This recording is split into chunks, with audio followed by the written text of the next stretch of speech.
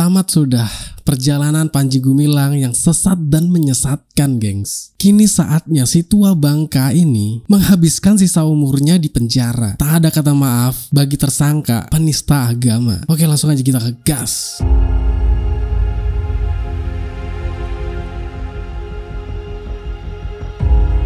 Teruntuk Panji Gumilang, selamat menempuh hidup baru ya di penjara. Semoga betah ya sambil nunggu proses kasus hukum lainnya, karena ini baru satu, gengs. Belum kasus-kasus yang lainnya. Setelah penetapannya sebagai tersangka pada tanggal 1 Agustus 2023, Panji Gumilang resmi ditahan selama 20 hari ke depan, gengs. Hal ini disampaikan Kepala Biro Penerangan Masyarakat Humas Polri, yaitu Brigjen Ahmad Ramadan. Oke, kita langsung aja simak videonya. Setelah ditetapkannya Saudara PG sebagai tersangka pada tanggal 1 Agustus 2023, penyidik telah melakukan pemeriksaan Saudara PG sebagai tersangka.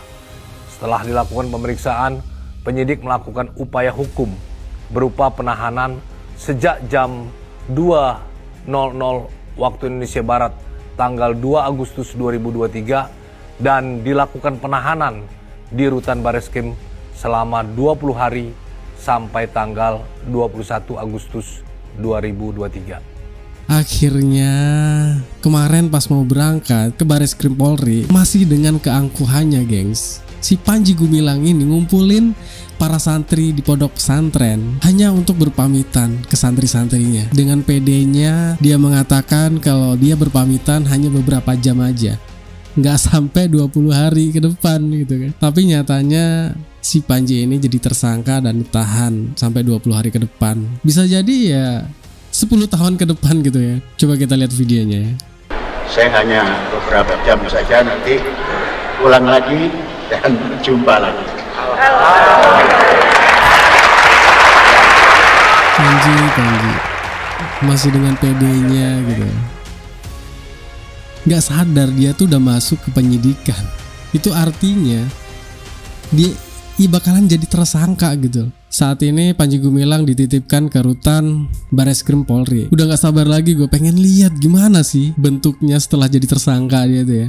Masih angkuh kah atau udah ciut gitu lah. Gengs, asal kalian tahu ya, Al Zaitun ini ibarat warung miras berkedok warung kopi. Kalau dilihat dari luar, ya nampaknya warung kopi biasa. Tapi bagi kelompok yang udah tahu, itu warung untuk mabuk-mabukan. Kalau ada yang ngecek dan dia bukan orang dalam, pasti jadi warung kopi biasa. Giliran orang dalam pasti disuguhi miras. Bener gak? Kalau menurut gua, menetapkan Panji Gumilang sebagai tersangka itu keputusan yang tepat, gengs. Ya karena harus dibasmi dulu orang dalamnya, gengs, sampai ke akar-akarnya, biar ajaran sesatnya itu gak menjamur lagi gitu. Dari kejadian ini sebenarnya Allah sudah menampakkan ini ya, orang-orang jahil terhadap agama, dan ini baru hakim dunia. Dan semoga para pengikutnya Panji Gumilang ini yang udah kedoktrin otaknya oleh ajaran Panji Gumilang itu agar cepat sadar ya dan kembali ke ajaran Islam yang sebenarnya. Teruntuk kalian para pengikut Panji Gumilang, kalian tuh seperti orang gila. Kalian tahu orang gila?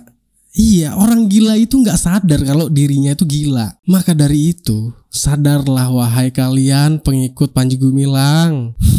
Mungkin banyak masyarakat yang bertanya-tanya, gimana nasib pondok pesantren Al Zaitun setelah pimpinannya jadi tersangka? Buat masyarakat seluruh Indonesia, jangan khawatir karena pondok pesantren Al Zaitun udah dijamin oleh pemerintah dan akan dibina lagi. Dan ini ada satu lagi, gengs, yang pantas untuk diseret menjadi tersangka. Yang kemarin dengan keangkuhannya siap pasang badan untuk membela Panji Gumilang, yaitu Pablo Benua. Apakah Pablo Benua akan menyusul juga, gengs, sebagai tersangka? Yang dimana ucapan Pablo Benua ini lebih parah dari Panji Gumilang. Dan kalau menurut gua, deliknya udah masuk ini. Coba kita lihat videonya ya.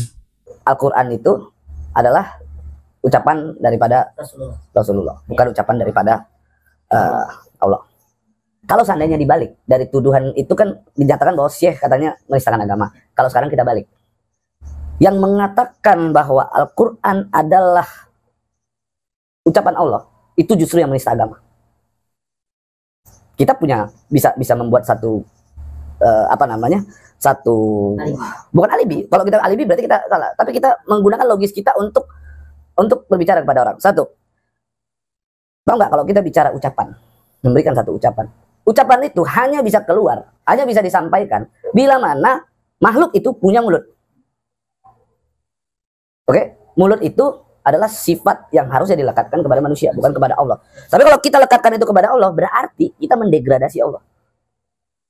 Bolehkah kita mengatakan bahwa orang yang mengatakan bahwa Al-Quran adalah ucapannya Allah, lalu kita katakan itu sesat? Oke, satu.